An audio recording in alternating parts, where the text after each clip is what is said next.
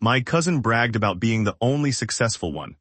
So I casually mentioned my salary at dinner and watched him turn purple. Heads turned when my cousin Brendan announced, with the kind of grin that only practices humility as a performance, "I'm the only one in the family who made something of himself." He said it like a benediction, like he'd pinned a ribbon on himself and expected everyone to clap. We were at my aunt's backyard. String lights, two bright crema on artisan coffee, that holiday plate combo of potato salad and store-bought pie. Brendan had always liked that stage. He'd marry success and then post the wedding photo like a press release. He worked in commercial real estate and had a taste for golf shirts that matched the color scheme of his mortgage. He wasn't malicious. He was loud and polite in a way that made people believe his stories without checking the receipts. I'd been mostly quiet all evening. I'd learned to listen. It's easier to watch a show from the wings. My life had its own quieter arc. Community college, nights coding application features in laundromats while quarters tumbled, a year of sleeping on a friend's futon, taking a junior support role at a mid-sized logistics startup. People like me, stubborn, incremental, patient, don't post highlight reels. We ship code, fix production bugs at 2 a.m., and wake up to do it again. When Brendan crowed about being the only successful one, the table drifted into that awkward place where one person's victory becomes a communal pressure point. My aunt giggled. My uncle told a story about how he'd bailed Brendan out of a first apartment, and my cousins nodded as if they'd been waiting for this confirmation for years. I sipped my drink and watched my cousin collect trophies that weren't mine. I had been promoted twice at my company in the last 3 years. I had paid off an old student loan and quietly, without announcement, moved out of the small 2-bedroom that had been my financial safety net and into a 1-bedroom of my own. My salary had crept up like ivy. It didn't look like much from the street, but the compounding mattered. I had a plan slow as a freight train, and I loved the hum of it. So when the serving platter passed my side of the table, and Brendan raised his glass expecting another round of affirmations, I made a small, casual choice. I said without malice, "Oh hey, I just closed my year-end comp increase. I'm making $214,000 now." It landed like a dropped bottle. You know that hilarious, horrified ping of sound when everyone at an evening party realizes there's a skunk in the rose bushes? That was the sound of the room. Forks paused midair. The band of affirmations broke off. My aunt's eyebrows shot toward the chandelier. For the 5 seconds before someone started coughing, I watched Brendan's face change colors the way a tide changes. Interest, then confusion, then a strange, mottled purple that was almost theatrical. He opened his mouth. His first instinct was to deny. His second instinct was to scoff. He cleared his throat. You could see in the architecture of his face, the way his jaw tightened like a drawn curtain, that he was calculating. 241, he said slowly, as if reading a number someone had just invented. What do you do exactly? Senior product manager, I said. I lead the billing platform for a mid-market payments company. Been there 5 years. Stock and bonus built up decent chunks over time. He nodded like a man trying to translate from a language he'd been taught in middle school. Stock, he repeated, as though tasting a new word that might be candy or poison. Bonus. Yes, and I've been saving, I added, because the truth felt casual and honest and oddly satisfying. Small house within a year's time frame if I keep the plan. No big cars, no fancy watches, simple compound interest. The garden erupted into controlled curiosity. My cousin's grin fractured into something less tidy. He laughed a brittle laugh and tried to turn the conversation. Nice, he said. Good for you, must be nice to luck out. It wasn't luck. I wanted to say that. But it was late and the pie portion was getting small, and people preferred neat morality tales instead of messy truths. He worked hard, now he's rich. The real story, the nights debugging in a glow of a laptop in motel parking lots, the rehypothecated savings account after a sudden medical scare, the mentor who taught me how to read cap tables, doesn't make for a one-sentence toast. It makes for long afternoons and carefully made spreadsheets. That night I walked home with a residual high, the kind that follows saying a truth and watching the acoustic ripple of it move through a room. I slept like a person who had finally told one detail of his life out loud and watched it land. Over the next couple of days, the ripple did what ripples do. My phone picked up. My inbox filled. The distant cousin who'd always commented, so proud, on family Instagram photos suddenly needed help finding vendor references for a commercial lease. A tabloid Y relative, Brenda, 2 times removed, messaged me about a small favor, and then awkwardly about her car's $1,400 repair bill. My cousin Brendan texted twice. The first time was a veneer of casual, "Dude, congrats, how'd you climb that ladder?" The second was a demand. "Meet me for coffee." Now, the second text said. I liked that he asked in cash. He wanted a stage, and coffee shops are a cheap theater. We met in the lobby of a midtown cafe, the kind of place where professionals go to rehearse their air of being too busy to look at their phones. Brendan arrived with a tie that tried to be nonchalant and a briefcase full of confidence. We ordered, then sat. He gave me 3 quick seconds of small talk, comments on the weather, a mention of a mutual cousin, and a generic remark about a football team, and then reached inside his briefcase like a magician who needed to distract the audience. "Look," he said finally, dropping the briefcase onto his knees so he could use both hands. "I want to be transparent. Things are tight. Claire's firm, they've been slow. I've got a quarter with some weird results. I can help you if you help me. I need a little capital, a bridge, 2-3 months. I'll pay back, I swear, your family." He smiled. It was the smile of a man who had rehearsed the audition. There are 2 voices that live in me. One is the quiet engineer, logic, lines of credit, an internal spreadsheet that asks for terms and consequences. The other is the boy from awkward school plays. If you help, you are kind, and kindness is the engine of family. They argued.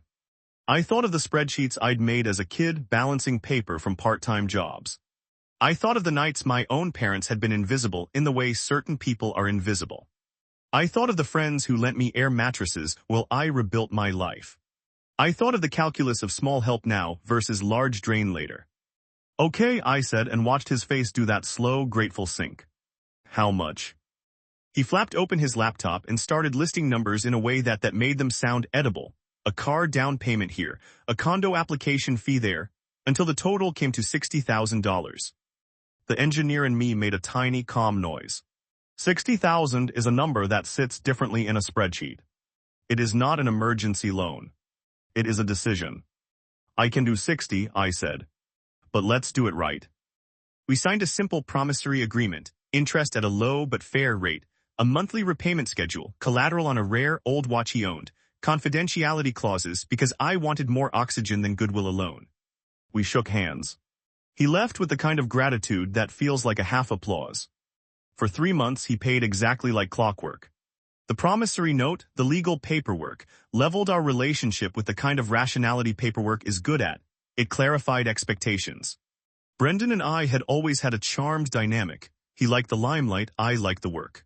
Now there was a ledger between us, and the ledger was merciful. He started texting again that he'd been offered a new deal. He posted modest successes on LinkedIn, a photo of a handshake on a rooftop. He was careful. And then summer edged into fall. One morning, my bank sent me a notification that 2 unexpected drafts had come out of my investment account, $18,000 and $12,000. My stomach made an unwelcome lurch. I pulled up the accounts and read the transaction memos. Brendan lease settle, Brendan medical. There were other small withdrawals, an amount to a bidding site, one to a luxury luggage store, a $600 direct deposit called Brendan, reimbursement that actually went out the next day. I called him. He answered on the second ring, breathless from a meeting or a beach or the treadmill. It was hard to hear and promised an explanation. "Family things," he said. "You wouldn't understand." He asked me with breathless charm not to worry. But the ledger in my head is a patient thing, it keeps records. I followed my own paper trail. I am not a vindictive person, but I do own a mind that notices patterns. A friend from my old job, who owned a tiny forensic accounting hobby, sent me a few pointers on tracing wire transfers. He admitted he'd been bored and curious. I admitted I was naive for letting my alarm clock be my only watchful guard. The numbers added up the way numbers do. A $5,000 non-refundable deposit to a resort that had nothing to do with the economic strain Brendan claimed. A transfer to an online retailer that sells investment opportunities but looks suspicious. Charitable. Maybe. But consistent with a theme. When someone is under pressure, sometimes they trade on the illusion of success rather than building it. I called Brendan back and asked simply, "Why did you move some payments into personal accounts I didn't authorize?" He stammered. He said he must have typed the wrong memo. He offered to return every cent. He promised this was a mistake. He promised family, love, and loyalty. I told him I wanted an immediate reconciliation of their accounts, and for him to transfer back any unused money. He did the thing most good people do when pressured. He escalated from apologies to promises, from promises to dodges, from dodges to sudden righteous indignation. "You never supported my first startup," he said once on the phone, as if he'd just invented a wrongdoing. "You're judging me." "You asked for help," I said. "We agreed terms. We compromised." He sent back most of it. The ledger clerk in my mind whispered that I hadn't lost the money permanently. But what you learn slowly is that there are two currencies, literal dollars and the reputational balance that sits in families and neighborhoods. You can lose both in hours. People texted.